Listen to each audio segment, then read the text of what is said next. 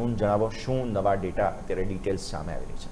Good afternoon yes. અત્યારે જોવા જાય તો મ્યુચ્યુઅલ ફંડના આંકડા જે રજૂ કરવામાં આવેલા છે એમાં જેમ માર્કેટની હાલત છે એવી જ એમાં કંઈક દેખવા મળી રહી છે. એનું રીઝન એ છે કે મ્યુચ્યુઅલ ફંડના આંકડા પણ એટલા સારા નથી જોવા મળ્યા. તમે નજર કરશો નેટ ઇક્વિટી ઇન્ફ્લો જે છે એમાં પણ ઘટાડો જોવા મળ્યો છે.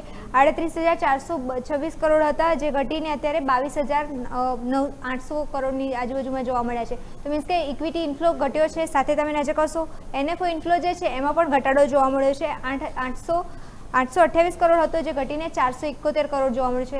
એટલે નવા ફંડમાં ઇન્વેસ્ટમેન્ટ કરવાનું પણ અત્યારે ઘટી રહ્યું છે. પણ એક વસ્તુ સારું જોવા મળી રહ્યું છે આમાં કે એસઆઈપી ઇન્ફ્લો જે છે એમાં સારો એવો વધારો જોવા મળ્યો છે. એસઆઈપી ઇન્ફ્લોમાં તમે જોશો તો વાર્ષિક 12% વધારો નોંધાયો છે. સાથે ઓવરઓલ તમે નજર કરશો તો 30,000 કરોડ જે હતું એ છેલ્લા 3 મહિનાથી વધારે જોવા મળ્યું હતું અને અત્યારે નજર કરશો તો 30,900ની આજુબાજુમાં જોવા મળ્યું છે. તો ઓવરઓલ જોવા જઈએ તો એસઆઈપી ઇન્ફ્લો સારો વધતો જોવા મળ્યો છે. એ સિવાય તમે નજર કરશો તો ઓવરઓલ એયુએમ જે છે એમાં પણ તમે નજર કરશો ત્યાં પણ ઘટાડો જોવા મળ્યો છે ઇન્ડસ્ટ્રીના એયુએમમાં. તો ઓવરઓલ અત્યારે પહેલાં આપણે ઇમેજ સામે લાવીશું એમાં આપણને ખબર પડશે કે કયા કયા સેગમેન્ટ જે છે એમાં કઈ રીતે પરફોર્મન્સ જોવા મળ્યું છે. તો ઓવરઓલ તમે નજર કરશો પહેલાં તો ઇન્ડસ્ટ્રીનું જે ઇન્ફ્લો જે છે એ પહેલાં 81.92 લાખ કરોડનું હતું જે અત્યારે ઘટીને 81.58 લાખ કરોડ જોવા મળ્યું છે. મીન્સ કે એ પણ ઘટતો દેખવા મળ્યો છે.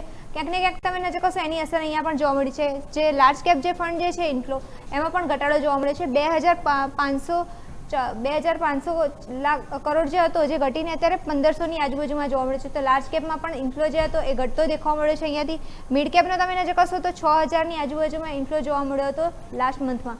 એ અત્યારે જો નજર કરશો તો મે મહિનામાં 4,000ની આજુબાજુમાં જોવા મળ્યો છે. ત્યાં પણ ઘટાડો જોવા મળ્યો છે. સાથે તમે નજર કરશો સ્મોલ કેપમાં પણ ઘટાડો જોવા મળ્યો છે. 6,800 કરોડનો ઇન્ફ્લો હતો એપ્રિલ મહિનામાં જે અત્યારે ઘટીને 4,900ની આજુબાજુમાં જોવા મળ્યું છે. તો ત્યાં પણ ઘટાડો જોવા મળ્યો છે. સાથે તમે નજર કરશો સેક્ટરલ ઇન્ફ્લો જે છે એમાં પણ ઘટાડો દેખવા મળ્યો છે. 1,000ના આંકડાની અંદર હતો ઇન્ફ્લો અત્યારે ઘટીને અત્યારે 648 જ જોવા મળ્યો છે. તો મીન્સ કે સેક્ટર ઇન્ફ્લો પણ અત્યારે વધારે ઘટાડો જોવા મળ્યો છે. પણ સૌથી વધારે જોવાવાળું તો એ રહેશે કે ETF અને ગોલ્ડ ETF જે છે એમાં તો આઉટફ્લો જોવા મળ્યો છે. એમાં તમે નજર કરશો તો 10,000નો ETFમાં ઓવરઓલ તમે નજર કરશો 10,700 કરોડનો ઓવરઓલ ઇન્ફ્લો હતો લાસ્ટ એપ્રિલ મહિનામાં જે અત્યારે મે મહિનામાં તમે નજર કરશો 620નો આઉટફ્લો જોવા મળ્યો છે. તો ETFમાં આઉટફ્લો જોવા મળે છે.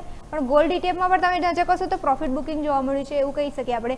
કેમ કે 3,040નો ઇન્ફ્લો હતો જે અત્યારે આઉટફ્લો જોવા મળ્યો છે 725નો. એટલે ગોલ્ડ ETFમાં અત્યારે જોવા જઈએ તો આઉટફ્લો જોવા મળ્યો છે. પણ સિલ્વર ETF છે ત્યાં થોડું એવું બાઇંગ જોવા મળ્યું છે.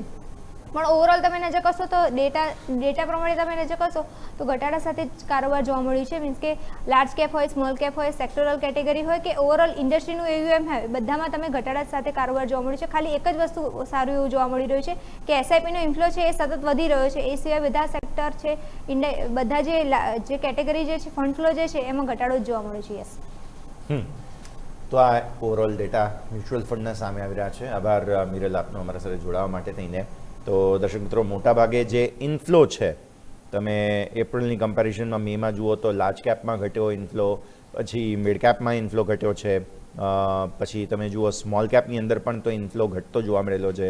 સેક્ટરિયલ જે થીમ હોય છે તેમાં પણ ઇન્ફ્લો ઘટતો જોવા મળેલો છે. ETFનો જે આઉટફ્લો છે તે સામા પક્ષે અહીંયાથી ખાસ ઘટી ગયો અને ગોલ્ડનો જે આઉટફ્લો છે તે તમને અહીંયાથી ખાસ ઘટતો જોવા મળ્યો. બટ સ્ટીલ આઉટફ્લો છે તે વાત પાકી. તો આવી સ્થિતિ અંદર જો તમે તો ટોટલ જે તમારા AUMનો ઇન્ફ્લો છે તે અહીંયાથી ઓવરઓલ ઘટતો જોવા મળેલો છે.